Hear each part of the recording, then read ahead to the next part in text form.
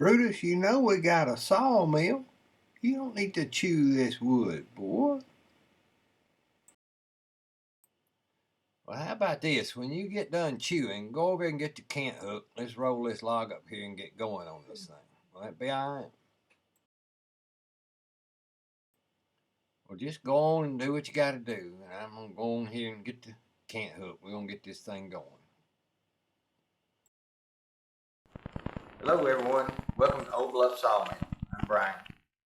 I had a couple of people ask about how I sped up the sawhead going up and down. So I thought I'd do a video today. It's been raining, kind of a mess outside.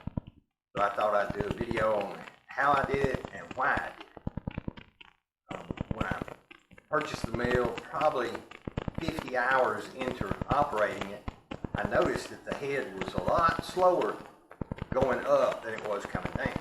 And the way that I cut my wood and leave it sitting on the sawmill to finish out the cant, it was taking way too long to come up after I've gone through the board. So I was waiting on it to come up, go back through the board, the cant, cutting boards. It was just taking way too long. So I went to the book and looked at some of the remedies for it, and all it mentioned was to tighten up the drive belt. So I went to the drive belt and looked at it, and the way it was set up, it just had a spring pulling the motor back, and it was just bolted to the near the ejection port on the dust cover of the sawmill. So there was no way to tension the belt. So I immediately went to work, made a little bracket, and I'll show you that in a moment. Bolted the bracket on and put a screw eye on there. It came with an 8-pound spring on the sawmill. I went back with a 15-pound and put an eye bolt so that I could tension that spring. And I've got real good tension now. It's set properly. But what I did to increase the speed while I was at it, I reduced the pulley on the gear reducer. Got the pulley on the motor and then the pulley on the gear reducer, the belt between them, driving. I reduced the size of the pulley on the gear reducer by about 10%. It had a 5.1 inch diameter pulley on it. I went back with a 4.6. So that's roughly 10%. And I think I'm going to go on and do 20% and see if that helps a little bit more. The way I've talked about what I do, once I get the cant to size, I slice it into the boards I need and leave it all sitting on the sawmill. That way I don't have to handle individual boards. My flitches go out the door onto an ejection conveyor, and I'm going to show that in another video. So I get them out of the way and cut the cant down. Once I'm finished slicing the cant, I'll put a strap around the end closest to the operator, pivot the far end out, and grab the whole bundle with my skid steer and take it out and put it in a stack in the yard. That way I don't handle individual pieces. So me being a one-man operation, it just makes things neater and quicker for me. I don't have to handle individual pieces. The less you can handle, the better off you'll be, the more you'll enjoy it. Now this is a dangerous modification in doing this to the sawmill, because once you take the belt off of the lift motor and gear reducer, there's nothing but the gears holding the saw head up at that moment. So what you have to do, and I watched a video Woodmizer did on replacing the bearing for the lift mechanism, and they showed putting the chain around the top frame member and the frame for the saw head itself. So then you put the chain on, drop the saw head down so that there's tension on the chain. Then you're ready to take the belt and pulleys off. So let's get started. So here you can see the top cross member on the frame itself.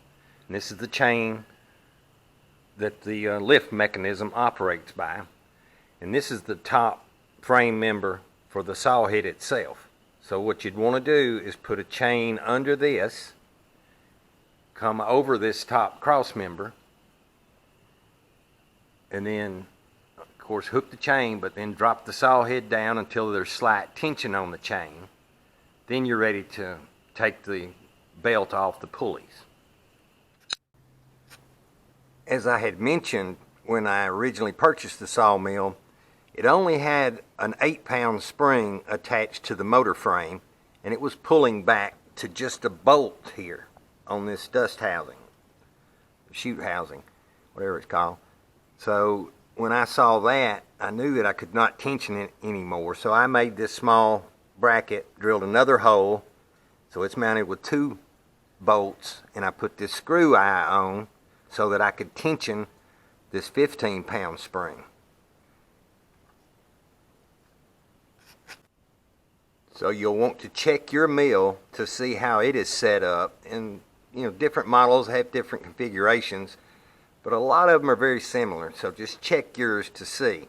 So once you take this spring off, then you're ready to pivot the motor up out of the way and take the belt off. Now you may have to loosen this hinge bolt here so that the motor will move up if it's tight. As I recall, mine was tight. So I'd loosened it and tried to adjust the tension, but it still would not tension enough, and that's why I went through this modification. So at this point, you're ready to tilt the motor up, take the belt off. Now this is the electric brake. It engages when there's no power to this lift motor. Now this bracket, obviously bolted to the frame or to the gear reducer, holds the brake steady, keeps it from spinning, and holds it in an upright position because it is bolted to the shaft coming out of the gear reducer. So you'll want to take this loose and pull this. I think there are set screws. I don't know if you can see them, but there's a set screw. Get my light here. You can see the set screw right here. I think there are 2 in this collar. So you loosen that set screw, and I would not move this nut because you want this bracket to be square with the frame of the gear reducer when you put it back on. So just be careful in not moving this nut. If you do, you'll have to just check your distance off of this bracket that's bolted to the gear reducer. Okay, so once you get this nut off, loosen these, this will slide off. And at that point, you're ready to change your sprocket, your pulley. What my machine came with was a 5.1 inch diameter pulley. I went to a 4.6, 4 5/8 diameter, which gave it about a 10% increase. The smaller the diameter on this pulley, the faster the gear reducer is going to turn, therefore raising and lowering the saw head quicker. I think what I am going to do, since I only went 10%, I think I'm going to reduce this to a 4-inch, which will be a 20% increase at some point in the future. It's doing good now. It doesn't slip, but I would like to see it just a little bit faster. I don't want to go too fast, and that's another thing, in setting your increments, this little bit of variation in the speed did not interfere with the set positions that the AccuSet goes to. It still remains accurate, so it's capable of handling that faster speed to get to your next set level.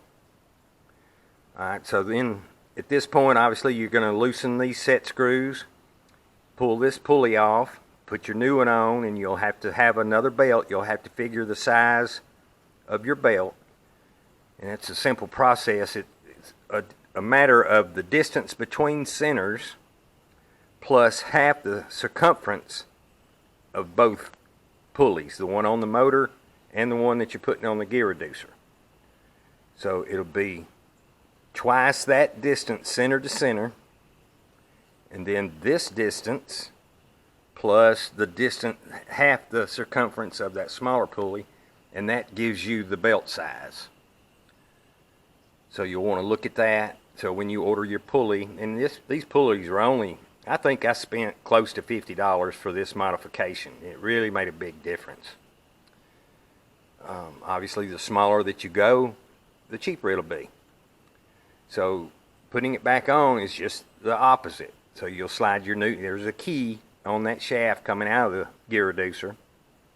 We'll make sure to put that in and measure your distance here. Make sure you, before you take it off, make sure you put it back. That way your belt stays straight. So just slide your pulley on, tighten it all up, and your brake goes right back on. Secure it in place. Tighten up your lock nuts down here, your set screws. Put your bracket back on and tighten it back up. And really, that's all there is to it. It only takes 30 minutes to do this modification, as long as you get the right size belt and got your pulley and you're ready to go. Alright, and if you have any questions, just leave me a comment down below. I'll be glad to discuss things with you if you've got questions. Now, the reason that this up and down speed is so important for me and what I do, as I said, is because I leave the finished lumber sitting on the sawmill. And this drawback arm, the way it lifts up out of the way, is very important for what I do. Some of the fingers, like on some of the 40s, I don't think they come on the 40s, but 70s for sure anyway, the fingers that hang down, they would be in my way for what I do. Because I'm leaving this full stack, those fingers tend to skew the boards across the top of the bundle as I'm making another cut. I also had built some of the guide wind chimes, different people call them, the fingers that hang down. I made mine out of number 60 chain that hung down, but they just got in my way.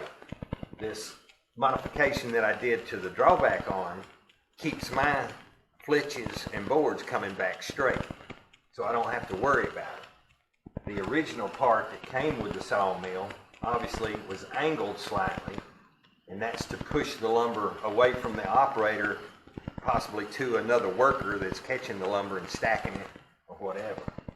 But this only being 6 inches wide, if I were cutting a 24-inch diameter log and larger, this would tend to miss the flitch when I tried to pull it back.